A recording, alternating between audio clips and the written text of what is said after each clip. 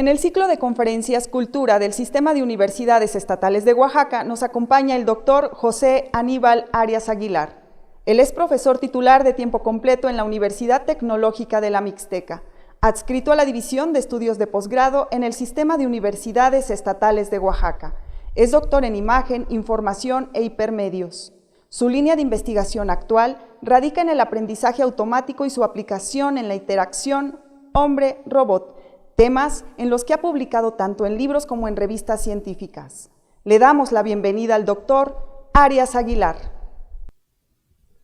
¿Quién no quisiera desarrollar un videojuego?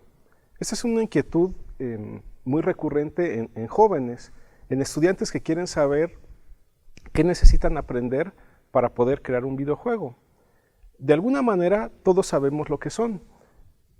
Todos tenemos esta experiencia con ellos. Son tan populares que nos los encontramos en nuestro celular, en Facebook, en diferentes páginas web, en nuestra computadora, en consolas, y de alguna manera todos sabemos lo que son.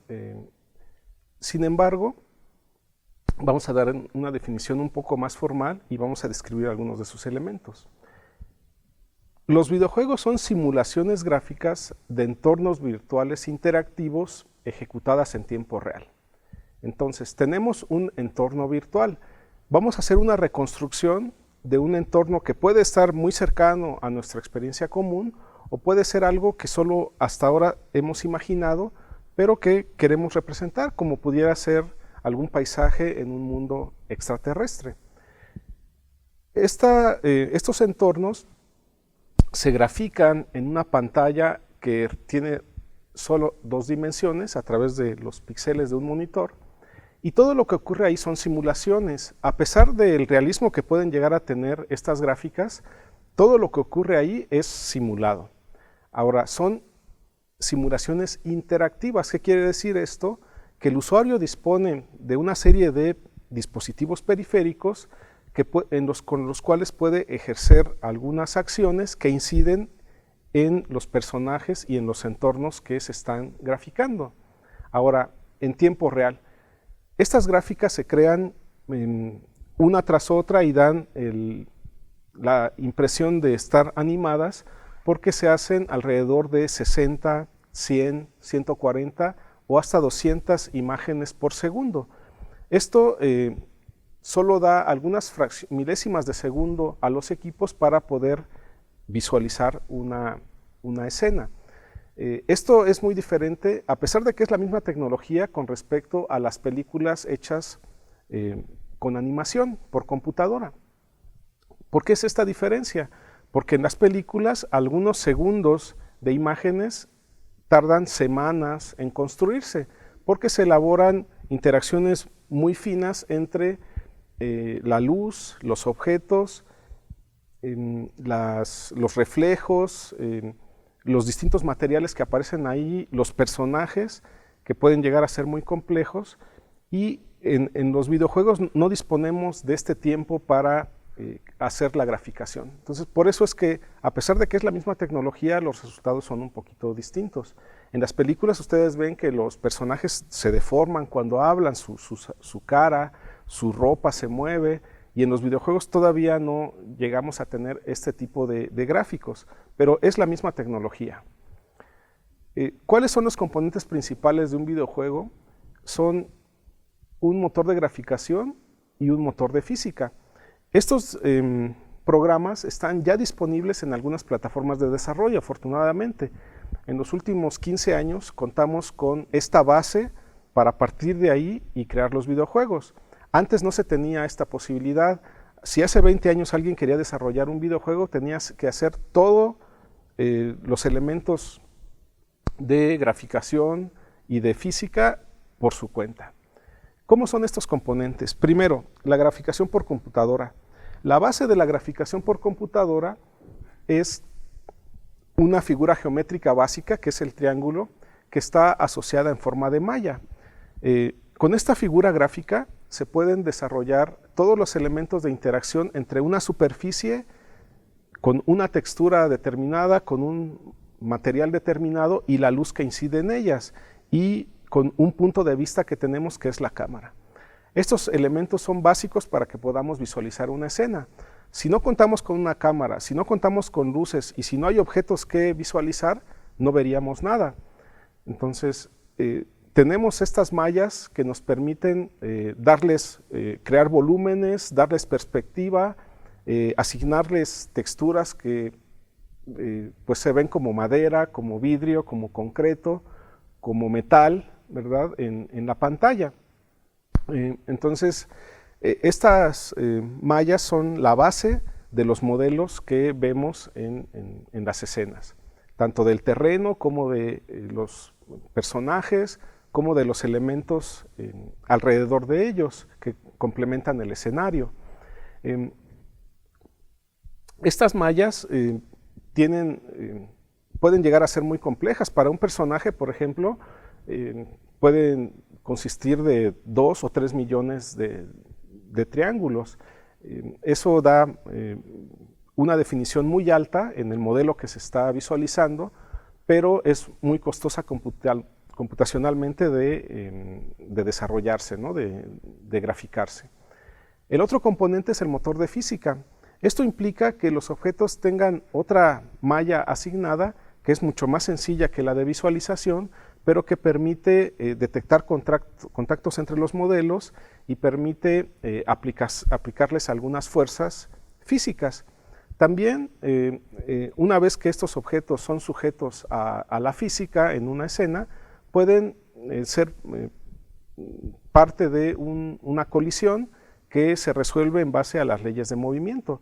Todos estos cálculos los hace el motor de física y son muy importantes para el desarrollo de las interacciones, ¿no? y de las escenas.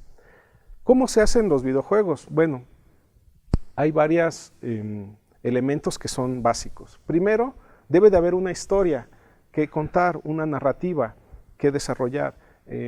Esto ha sido siempre así, siempre con los medios de comunicación, los libros, la televisión, las películas, contamos historias y todos tienen un desarrollo bastante común, es decir, al principio hay un incidente que afecta a nuestro personaje, que después tiene que resolver un cierto número de retos que va haciendo para llegar a un desenlace, que normalmente consideramos que es un desenlace aceptado, feliz para nosotros. Estas historias son muy importantes y a veces crean imperios, es decir, un personaje como Mario Bros, como los personajes de Angry Birds, de un videojuego pasaron a ser personajes de películas, pasaron a ser mercancías y a crear emporios incluso económicos muy importantes como que consisten en parques de recreación y cosas así. Entonces, es muy importante la historia y los personajes principales. Otro aspecto importante es que hay que definir una mecánica de interacción. Es decir, ya dijimos que el usuario puede incidir en el desarrollo de la historia a través de algunas acciones que él ejecuta en estos dispositivos. A veces el oprimir un botón implica que pase algo en la escena, que el personaje corra, salte, dispare de un golpe, y esta relación entre lo que hace el usuario con los dispositivos de interacción y lo que ocurre en la pantalla es la mecánica del juego. Esto hay que definirlo también de inicio. Algo también que hay que considerar es que se requieren diferentes especialidades que vamos a mencionar a continuación y una persona es muy complicado que pueda hacerlas todas. Entonces, antes de empezar a hacer un videojuego hay que pensar que nosotros vamos a colaborar en un aspecto determinado de él. Ahorita vamos a decir las disciplinas necesarias, pero es imposible que una persona conozca todos los aspectos técnicos que se necesitan para crear un videojuego. La primera especialidad necesaria es la de modelado y animación en 3 dimensiones. Recuerden que hay que crear personajes, ya sea principales o secundarios, hay que crear escenarios con sus elementos de utilería. Si vamos a recrear una ciudad, pues ¿qué necesitamos? Necesitamos asfalto, necesitamos edificios, luces, señales de tráfico y así. Si queremos hacer una escena del viejo oeste, pues también necesitamos casas de madera, caballos, sombreros y todos estos elementos de utilería del escenario. También es muy importante desarrollar efectos visuales. Ustedes han visto que en los videojuegos pues, hay explosiones, hay lluvia. Estos efectos se construyen con algunos denominados sistemas de partículas, que son muy complejos de desarrollar. Los personajes constan de una serie de animaciones para poder responder, ¿verdad?, a los retos que se les presentan, a las habilidades que necesitan, y esto también debe de preverse en el modelado y la animación. También se necesita diseño gráfico en 2 dimensiones. Ya vimos que estas mallas pueden tener texturas asociadas y esas texturas dar la impresión de ser tejido, de ser madera, de ser metal. Entonces esto se crea a través de imágenes en 2 dimensiones que se aplican a las mallas en 3 dimensiones, de los triángulos que finalmente son superficies en 2 dimensiones. Esto también es una especialidad que se necesita tener, no es tan fácil de desarrollar y pues es necesaria, ¿no? También todo lo que está sucediendo en la escena hay que comunicárselo de alguna manera al usuario. Si el personaje principal tiene algunas vidas, tiene poderes, tiene armas, todos estos elementos debemos de indicárselos a nuestro usuario, y esto se hace a través de interfaces que necesitan estos elementos gráficos en 2 dimensiones para poder ser visualizados, ¿no? El audio agrega una dimensión extra para la inmersión del jugador en la escena. Normalmente se necesitan música de fondo, se necesitan a veces algunos diálogos que se comunican a los personajes, también efectos de sonido. Ya dijimos, hay explosiones, hay lluvia, hay contactos, hay golpes, hay ruidos de motor, y todos estos efectos se crean por especialistas. Y creo que también algo muy importante es la programación. Si solo tenemos los modelos y la escena, pues entre ellos no ocurre nada, a menos que haya programas que empiecen a reflejar las acciones de los usuarios en los objetos que están en la escena.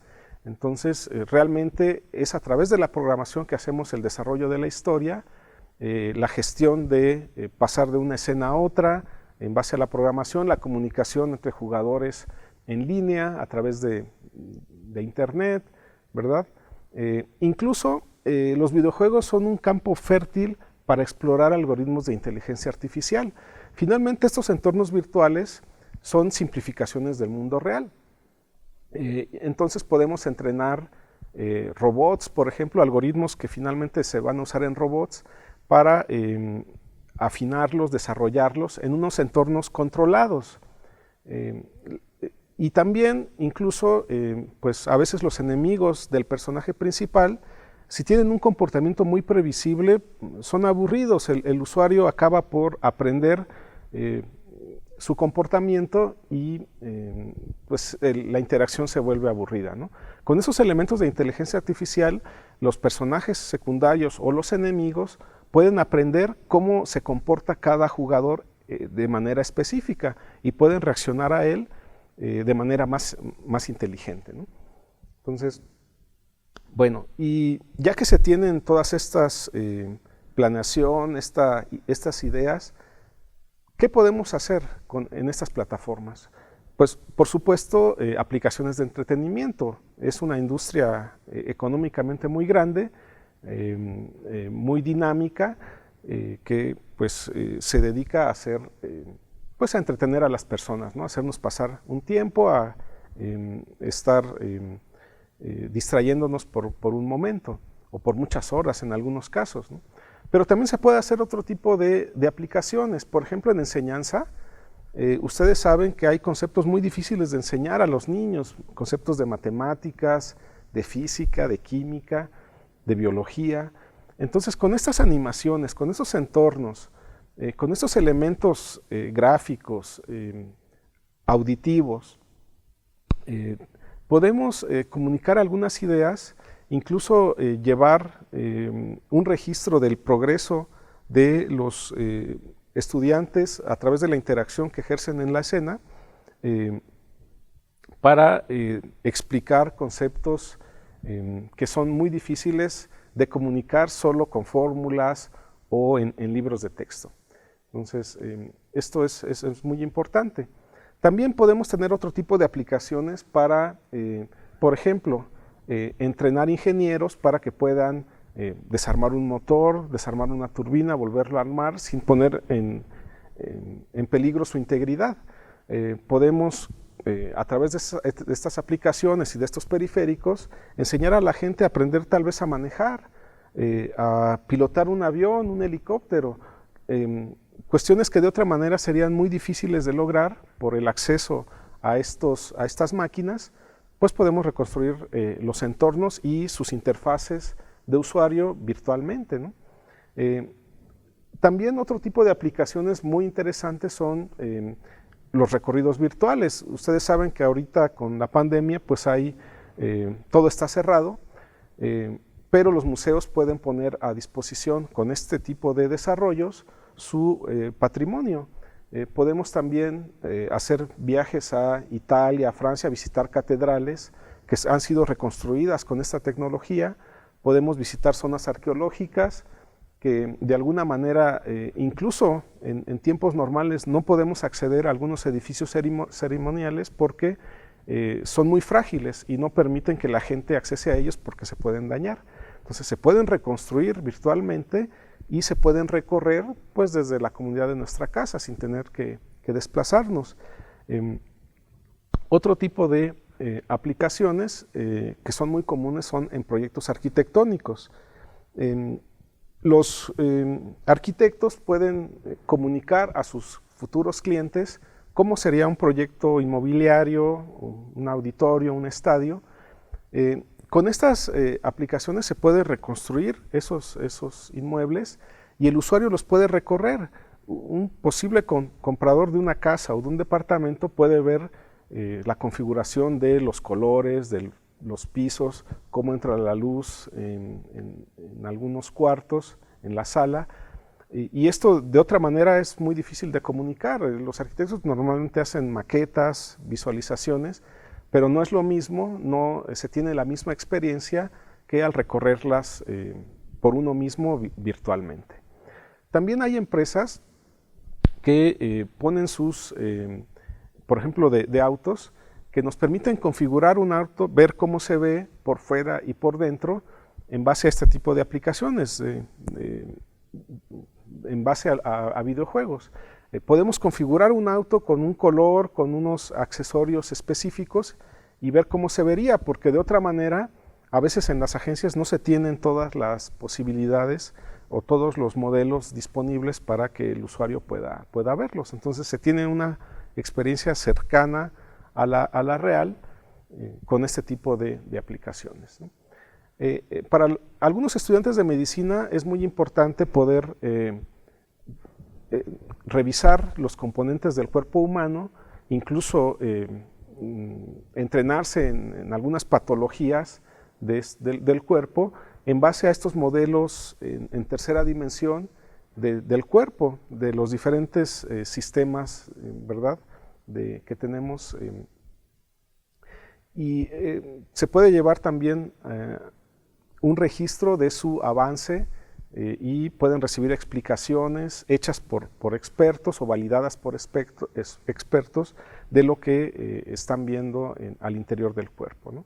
En psicología hay algunas fobias, algunos miedos irracionales que algunas personas tenemos, ya sea a las alturas, a algunos animales en particular, que pueden irse trabajando con este tipo de aplicaciones.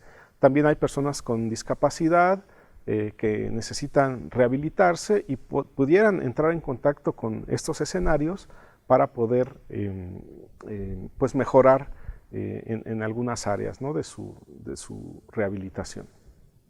Bueno, a manera de conclusión, ¿qué podemos decir? Que para desarrollar un videojuego se necesitan diferentes especialidades. También hay que hacer un trabajo de planeación muy importante, tener una historia de base, una idea a comunicar muy clara y afortunadamente contamos con plataformas de desarrollo que nos van a permitir contar con algunos elementos de base para poder desarrollar estas aplicaciones. Y también es muy importante pensar que no solo podemos crear aplicaciones de entretenimiento, hay una variedad de aplicaciones que podemos hacer en otras áreas del conocimiento, de la enseñanza, que pueden ser muy interesantes para las personas que nos rodean, ¿no? Y lo más importante es atreverse a realizarlos. Al final de este video van a ver algunos ejemplos de estas interacciones desarrolladas por estudiantes. Recuerden que estas plataformas son gratuitas, podemos empezar a usarlas y solo si queremos comercializar los productos realizados tendríamos que pagar algún tipo de licencia.